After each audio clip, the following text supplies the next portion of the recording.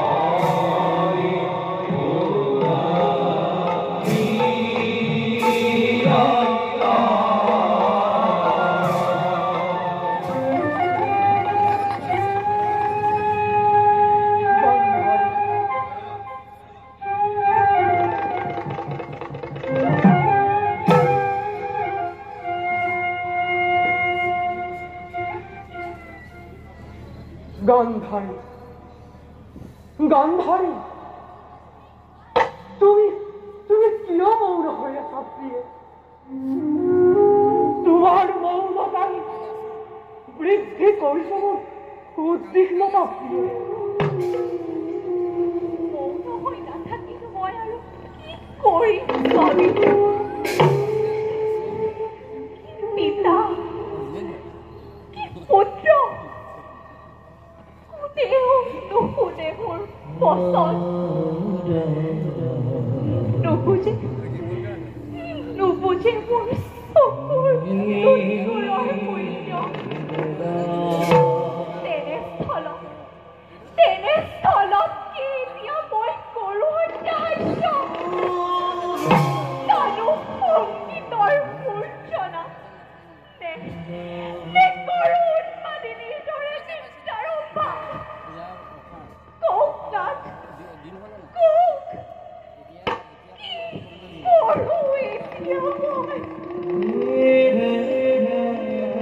ধৈৰ্য ধৰা, এই গান্ধাৰী ধৈৰ্য ধৰা।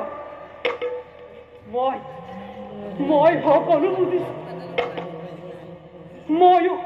ময়ো পিতা কৌৰৱ। একেই দুখ আৰু সংসাৰ আদি জৰ্জৰিত মই। তেনেহলে বাধা দিয়ক আপোনাৰ পুত্ৰগণক আৰু পৰস্পৰক যাওক এই কুৰুক্ষেত্ৰ মহাৰণ নহ'লে সকলোবোৰ শেষ হৈ যাব সকলোবোৰ শেষ হৈ যাব অতি কষ্টৰে প্ৰতিষ্ঠা কৰা এই হস্তিনাপুৰী কালৰ কুটিল গৰমত পৰি শেষ হৈ যাবলৈ নিদিবনাত আপুনি শেষ ভৰসা আপোনাৰ সিদ্ধান্তলৈ অতি আগ্ৰহেৰে পাছ চাই আছে আপোনাৰ পূৰ্বজগণে ৰক্ষা কৰক নাথ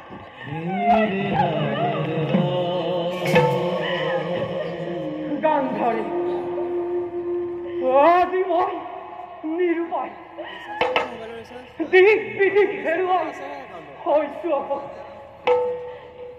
নুশুনে আজি পিতাৰ বচন পুত্ৰগণে চলালে প্ৰচেষ্টা জ্যেষ্ঠগণে কিন্তু ৰজাৰ ভাবে যে আপুৰ ঘোষ মোৰ পুত্ৰ দুৰ্যোধন নকৰে সি কোনো পৰামৰ্শই গ্ৰহণ কোৱা গান্ধাৰী কোৱা কেনেকৈ কৰো নিয়ন্ত্ৰণ আজি এই অন্ধবিশ্বাস মোৰ পুত্ৰগণক নিয়ন্ত্ৰণ কি আজি মোৰ পুত্ৰগণ